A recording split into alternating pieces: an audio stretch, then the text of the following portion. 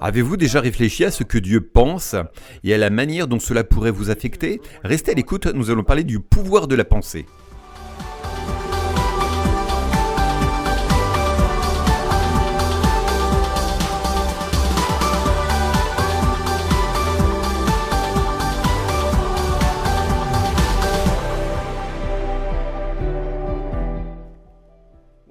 Bienvenue dans ce nouvel épisode de Vraiment Libre. Je m'appelle Barry Bennett, je suis instructeur au Charis Bible College au Colorado et je me réjouis de passer cette semaine avec vous pour une nouvelle série d'enseignements. Nous allons parler du pouvoir de la pensée et j'espère pouvoir vous l'expliquer au fur et à mesure, mais surtout, nous allons explorer à quel point notre vie de pensée est puissante. Pour commencer, j'aimerais réfléchir à Dieu lui-même et à ses pensées. Souvent, nous ne nous posons pas la question, Dieu pense-t-il à quelque chose? Que pense-t-il? À quoi a-t-il pensé? Pense-t-il à moi en ce moment? Nous allons examiner cela. Et pour commencer, je vous invite à lire Ésaïe 55, un passage bien connu. Nous lirons les versets 8 à 11. Je vais essayer d'analyser ce passage pour voir ce que nous pouvons en tirer. Ésaïe 55, versets 8 à 11. « Car mes pensées ne sont pas vos pensées. Et vos voix ne sont pas mes voix, dit l'Éternel. Autant les cieux sont élevés au-dessus de la terre, autant mes voix sont élevées au-dessus de vos voix, et mes pensées au-dessus de vos pensées. Comme la pluie et la neige descendent des cieux, et n'y retournent pas sans avoir arrosé la terre, sans l'avoir fécondée et fait germer, afin qu'elle donne de la semence au semeur et du pain à celui qui mange. Ainsi en est-il de ma parole qui sort de ma bouche, elle ne retourne point à moi sans effet, sans avoir exécuté ma volonté et accompli mes desseins. » Dieu a des pensées. L'homme a des pensées. Les pensées et les voix de Dieu sont plus élevées que celles des hommes. Rien que cette idée que Dieu ait des pensées me fascine. En y réfléchissant et en méditant à ce sujet, je réalise que tout ce que Dieu dit, et il est écrit, ma parole sort de ma bouche et elle prospérera dans ce pourquoi je l'ai envoyée. Cette parole commence par une pensée. Reprenons cela depuis la création. Dieu a eu une pensée, ou peut-être une vision issue de cette pensée, de ce qu'il voulait créer et de la manière dont cela devait être. Cette pensée s'est traduite en une déclaration. Que la lumière soit, ou comme nous le disons, que la lumière soit faite, et ainsi de suite. Toutes les choses que Dieu a dit pour créer le monde ont commencé comme des pensées issues de son être profond. Le cœur même de Dieu a conçu la création. Il a parlé, et cela s'est accompli. Ainsi, il dit « Mes voix et mes pensées sont plus élevées que vos voix et vos pensées. » Je veux comprendre cela, car en tant qu'humain, j'ai des pensées, mais les pensées de Dieu sont plus élevées que les miennes. Je veux donc savoir s'il peut y avoir un lien entre ce que je pense et ce que Dieu pense. Et pour cela, allons à Jérémie 29, 11 ensemble. Ceci est un passage très connu, mais encore une fois, nous allons examiner des choses bien connues, tout en espérant aller un peu plus en profondeur. Jérémie 29, 11 dit « Car je connais les pensées que je pense à votre sujet, dit l'Éternel. Pensées de paix et non de malheur, afin de vous donner un avenir et une espérance. » Waouh! Maintenant, nous lisons en Ésaïe 55, « Mes pensées ne sont pas vos pensées, mes pensées sont plus élevées que vos pensées. » Il dit ici, « Je connais les pensées. » Je sais que certaines traductions disent « Je connais les plans », mais ce n'est pas une bonne traduction dans ce verset particulier. Le mot original parle de « pensée ». Pas de plan pour votre vie, mais de pensée à propos de votre vie. Je connais les pensées que je pense à votre sujet, dit l'Éternel. Des pensées, et c'est là que ça devient vraiment intéressant, des pensées de paix. Pas de malheur. Maintenant, cela fait longtemps que je marche avec le Seigneur, 52 ans, et j'ai vu la plupart des chrétiens lutter avec cette idée. Qu'est-ce que Dieu pense d'eux, pour eux? Ou quelles sont les intentions de Dieu à leur égard? Et ce passage nous dit que ces pensées élevées sont des pensées de paix et non de mal. Dieu ne pense pas au mal à propos de l'humanité. Il a créé l'humanité, il aime l'humanité, car Dieu a tant aimé le monde qu'il a envoyé Jésus. Donc ces pensées sont des pensées de paix. et non de mal. Dieu ne cherche pas à vous piéger de manière négative, il cherche des moyens de vous bénir. Ses pensées sont des pensées de paix pour vous donner un avenir et une espérance. Cette traduction dit « un avenir et une espérance », version King James. Il veut que vous ayez un avenir, il veut que vous ayez de l'espoir, il veut que vous voyiez de manière positive ce qui est possible. Ses pensées sont plus élevées que nos pensées. Nous allons examiner cela au fil de cette semaine. Mais nos pensées ont tendance à être très négatives ou très limitées. Basées sur le manque, sur les circonstances, nous avons tendance à réfléchir à un niveau très bas. Mais Dieu n'est pas sur ce niveau. Dieu est à un niveau bien plus élevé. Et ces pensées, ce sont ces pensées qui ont dû être exprimées en paroles pour créer tout. Tout ce que nous voyons était à l'origine une pensée dans le cœur de Dieu. Et ici, il est écrit, « Les pensées que je pense à votre sujet sont des pensées de paix et non de mal pour vous donner un avenir et une espérance. » Eh bien, si quelqu'un pense à moi, je veux que ce soit Dieu. Car Dieu pense de bonnes choses à mon sujet. Dieu pense de bonnes choses à votre sujet. Maintenant, je veux vraiment ancrer cela dans votre cœur. Voyons un autre verset, 2 Timothée 1, 9. 2 Timothée 1, 9. J'aime partager ce verset parce qu'il est absolument époustouflant à mes yeux. 2 Timothée 1, 9 dit, en parlant de Dieu, « Qui nous a sauvés et nous a appelés par un saint appel, non selon nos œuvres, mais selon son propre dessein et sa grâce, qui nous a été donnée en Jésus-Christ avant les temps éternels. » C'est la partie qui me frappe. Dieu a choisi de vous sauver et il vous a donné un but ou des buts et la grâce pour accomplir ces buts. Il vous a donné cela avant même le début des temps. Faisons un pas en arrière. Cela signifie que Dieu a pensé à vous, non seulement avant votre naissance, mais avant même que quoi que ce soit ne soit créé. Il pensait à vous avant que le temps ne commence. Dieu est éternel, mais essayez de comprendre cela. Dans son éternité, il vous portait dans son cœur et pensait à vous des pensées de bien et non de mal. Avant le début des temps, Dieu nous voyait déjà, il est écrit, je vais le relire, qui nous a sauvés et appelés par un saint appel, non selon nos œuvres. Donc ces pensées ne sont pas basées sur vos œuvres. Voilà une déclaration qui va à l'encontre de la religiosité. Ces pensées de paix et non de mal n'ont rien à voir avec vos œuvres, mais tout a à voir avec le fait que vous avez été créés à son image. Il est également écrit selon son propre dessein et sa grâce, qui nous a été donné en Jésus-Christ. Ses desseins et sa grâce, voilà ce que Dieu a pensé pour votre vie. Une vie abondante. Jésus a dit, je suis venu pour qu'ils aient la vie en abondance et même en surabondance. Eh bien, c'est une bonne pensée et ce sont ces pensées que Dieu avait pour vous avant le commencement des temps. Je ne sais pas si cela vous touche autant que cela me touche, mais le temps est une création de Dieu dans laquelle nous vivons actuellement. Mais Dieu vit en dehors du temps. Avant que notre temps, tel que nous le connaissons en termes humains, ne commence, Dieu pensait à vous.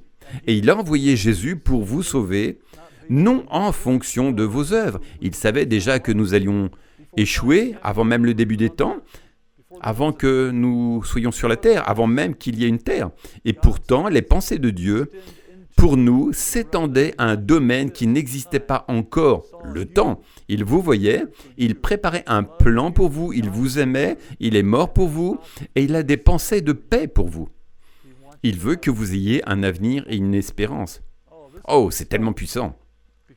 Parce que si je peux savoir que Dieu est pour moi, que Dieu est pour moi en tant qu'individu et qu'il est pour vous en tant qu'individu, cela change la façon dont je me vois, cela change tout à comment je réponds à cela. Je sais que Dieu est pour moi, qu'il pense à moi, qu'il pense c'est à moi avant même que je n'existe. Et ça, c'est extraordinaire. Il pensait de bonnes choses à mon sujet, de bonnes choses à votre sujet. Loué soit Dieu. Les pensées de Dieu sont à l'origine de ce que nous voyons. Toute vie a commencé par une pensée. Chaque arbre, chaque légume, chaque fruit, chaque animal, tout a commencé dans le cœur de Dieu par une pensée, ce qu'il a conçu, la création et toute sa diversité. Si vous avez déjà vu des images des profondeurs sous-marines, vous avez probablement été émerveillé par la variété extraordinaire de poissons, leurs couleurs, toute cette beauté. Et puis, si vous regardez les oiseaux, j'ai vu des images d'oiseaux dont je ne soupçonnais même pas l'existence. Des oiseaux correspondent à de belles choses avec tant de couleurs. Tout cela, tous les animaux, toutes les plantes, tout ce qui est bon. Le péché a perverti beaucoup de choses, mais tout ce qui était bon était dans le cœur de Dieu au commencement, sous forme de pensée. Et cette pensée est devenue une parole. Et quand cette parole a été prononcée, ce que Dieu avait pensé est devenu tangible. Vous pourriez demander quel est le rapport avec tout cela? Cela a tout à voir. Parce que nous allons découvrir au fil de ces enseignements cette semaine que vous avez le même potentiel pour faire émerger à partir de votre vie de pensée, votre propre vie, votre avenir, votre destinée. Mais tout commence par une pensée. Et il faut que ce soit une pensée de Dieu. Nous parlerons des différents types de pensées que nous avons à notre disposition, mais si vous pensez des pensées de Dieu, vous êtes dans le domaine divin, celui qui fait émerger de bonnes choses. C'est tellement extraordinaire que cela me bouleverse complètement. Et je passe beaucoup de temps à méditer là-dessus car je réalise qu'il y a un pouvoir en nous, un pouvoir qui vient de Dieu lui-même, puisque nous avons été faits à son image, unis à lui en esprit, si nous sommes nés de nouveau, une nouvelle création. Nous avons un pouvoir de pensée qui vient de Dieu lui-même. Waouh! Et nous l'exprimerons de la même manière que Dieu. Il parle, nous parlons. C'est ainsi que vous pouvez changer votre vie. Je ne veux pas rendre cela trop abstrait, je veux que cela devienne pratique, mais il faut comprendre qu'il y a une dimension spirituelle, même si elle peut devenir très concrète. À quoi pensez-vous? À quoi Dieu pense-t-il? Dieu pense des pensées de paix pour vous donner un avenir et une espérance. Dieu parle. Il vous a donné sa parole pour que vous la prononciez. Avez-vous médité sur elle? Avez-vous réfléchi? Avez-vous donné une substance à la parole de Dieu pour qu'elle, lorsqu'elle sorte de votre bouche, cette pensée de Dieu devienne une parole qui se transformera en réalité? Nous parlerons des paroles dans une autre série, mais sachez que les paroles ont du pouvoir. Les paroles issues de la pensée de Dieu en nous ont du pouvoir. Vous pouvez penser votre chemin vers la santé. Vous pouvez penser votre chemin vers de bonnes relations. Vous pouvez penser aux opportunités qui s'ouvrent. Des choses peuvent arriver dans votre vie si vous pensez comme Dieu. Voici comment Dieu pense. Dieu est un Dieu de croissance. Dieu est un Dieu de multiplication.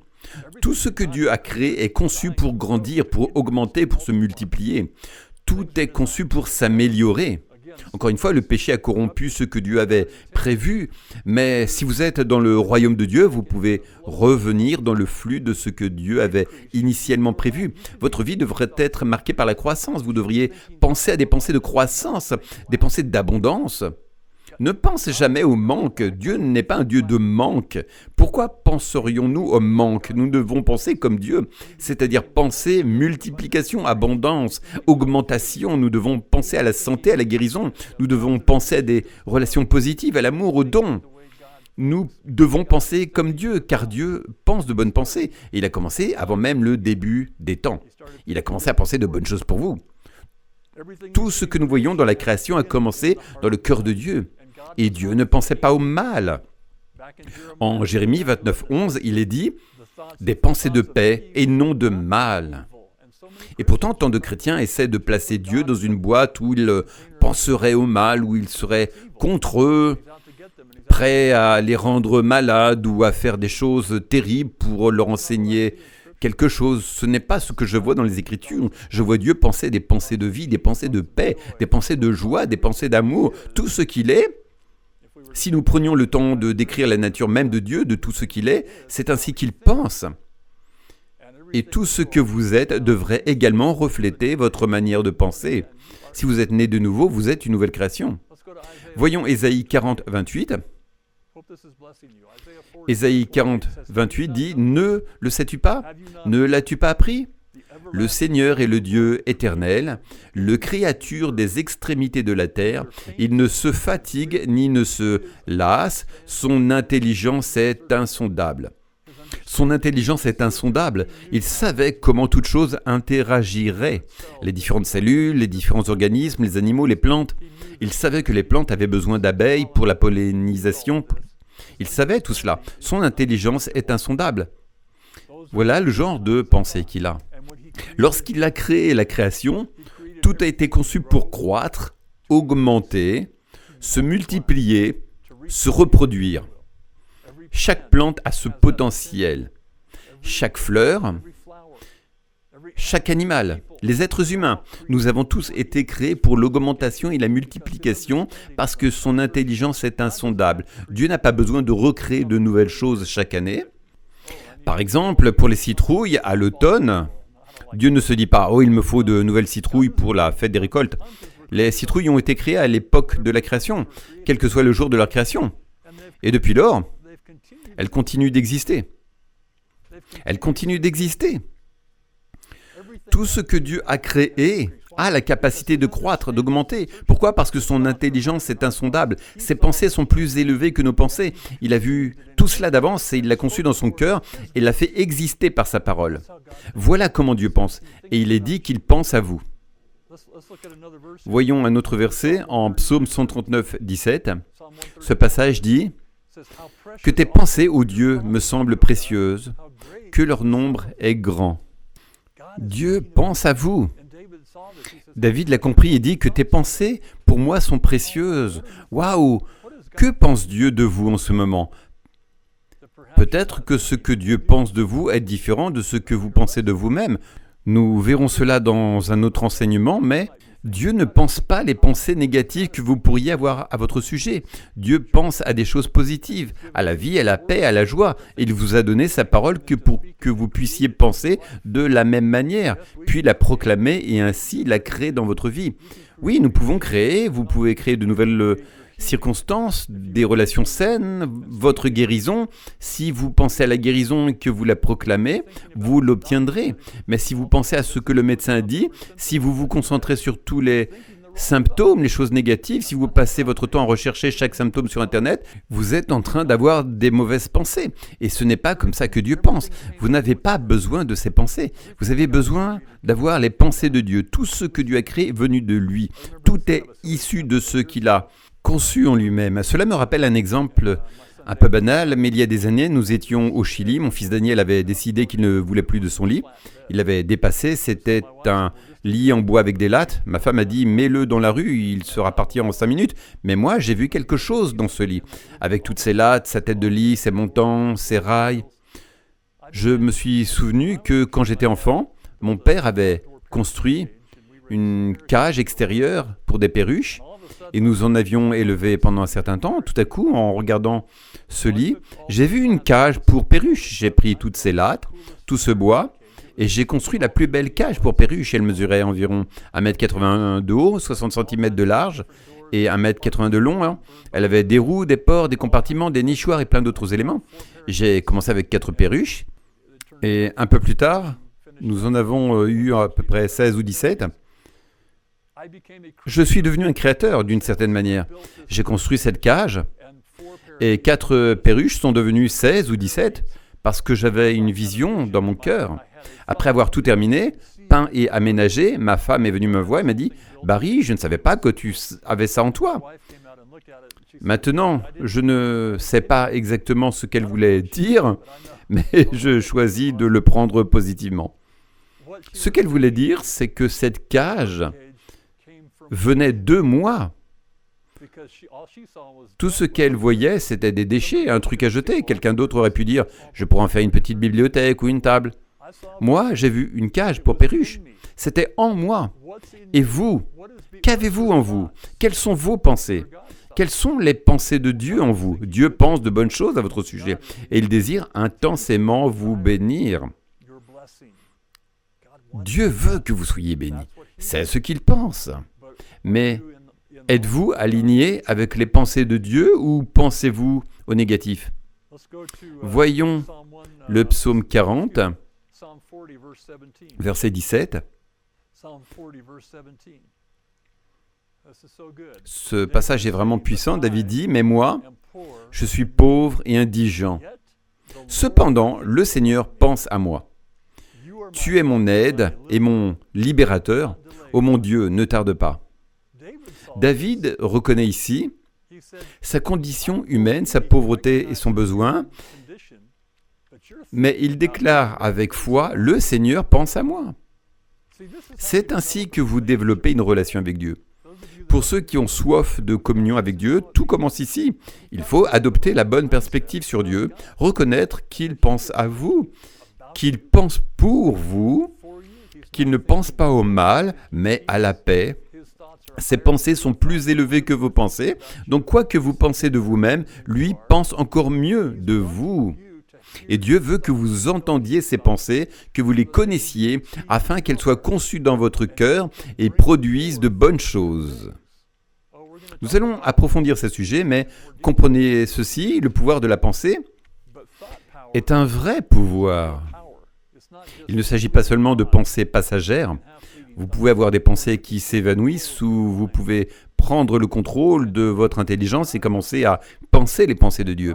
Les pensées de Dieu sont des pensées de multiplication, d'augmentation, de paix, de joie, d'amour, de pardon, de réconciliation, de restauration, de guérison et de santé. Quand vous commencez à penser ainsi, parce que c'est ainsi que Dieu pense, cela génère en vous la conception de ces choses. Vous vous engagez à les voir, et quand vous commencez à les voir, vous commencez à les déclarer. Votre vie entière peut changer, et tout commence par vos pensées. Ce à quoi vous avez pensé jusqu'à maintenant vous a amené là où vous en êtes aujourd'hui, que ce soit en bien ou en mal. Probablement un mélange des deux pour nous tous, mais si vous changez vos pensées, les alignez avec les pensées de Dieu, vous entrez dans une autre dimension de la vie. Réfléchissez à cela. Tout ce qui existe, tout ce qui est visible et même l'invisible que nous ne voyons pas, trône, puissance, ange, tout cela, tout a commencé par une pensée. Il n'y a pas de limite à la matière de la création. Par exemple, Jésus a multiplié les pains et les poissons, cela commençait par une pensée. Dans sa communion avec le Père, il n'a pas été troublé par le manque de pain ou de poisson, car il pouvait penser, parler, bénir, rendre grâce, et les pains et les poissons se sont multipliés. Et ce n'est pas juste pour Jésus. Jésus a dit en Jean 14, 12, « Celui qui croit en moi fera aussi les œuvres que je fais. Il en fera de plus grandes parce que je vais au Père. » Puis en Jean 14, 23, il déclare que le Père vient demeurer en nous. Si le Créateur, celui qui a toutes les pensées, habite en vous, cela ne devrait-il pas transformer votre manière de penser ? Que pensez-vous de Dieu ?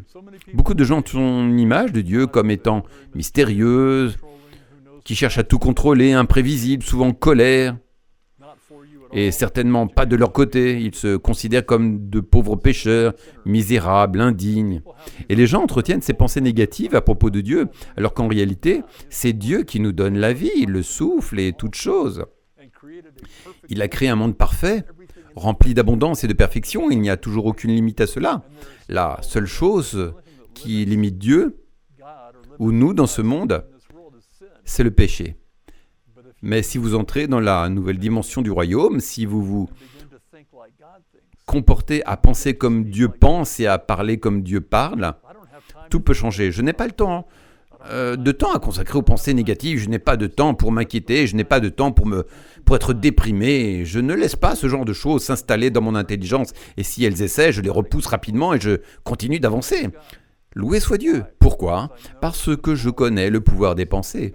Je sais que ce à quoi je pense façonne ma vie. Je peux orienter ma vie vers le négatif ou je peux la diriger vers le positif et la création. Il y a un pouvoir créatif dans ce que vous pensez. Vous pouvez créer une belle carrière, un emploi, un ministère, une relation ou un mariage si vous pensez aux pensées de Dieu. Mais vous pouvez aussi créer un désastre si vous laissez des pensées de ténèbres, de corruption, de critique ou d'amertume dominer votre intelligence. Ce que vous pensez peut détruire votre vie. Car, comme il est écrit en Matthieu 12, 34, c'est de l'abondance du cœur que la bouche parle.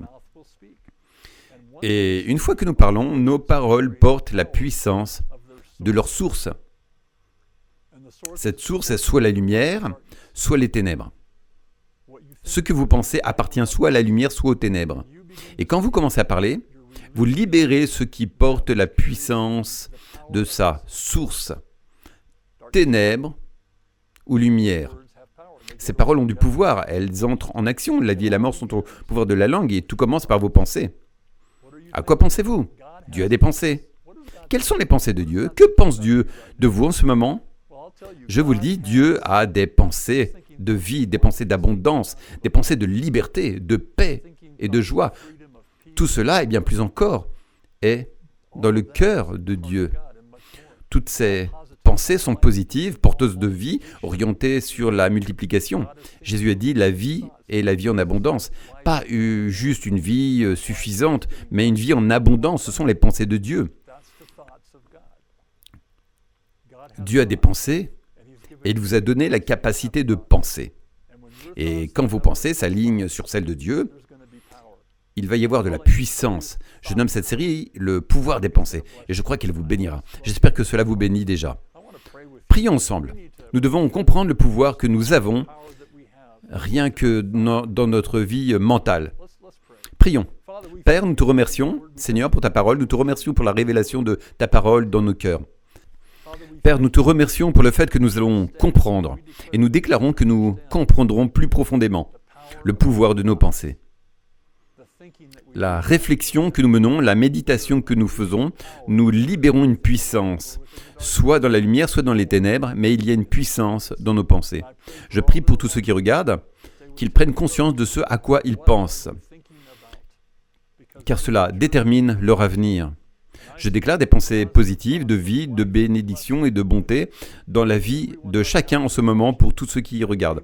Que nous pouvons, si besoin, changer nos pensées et les aligner sur les tiennes. Père, afin que nous héritions de cette bénédiction. Nous te rendons grâce au nom de Jésus. Amen. Loué soit Dieu.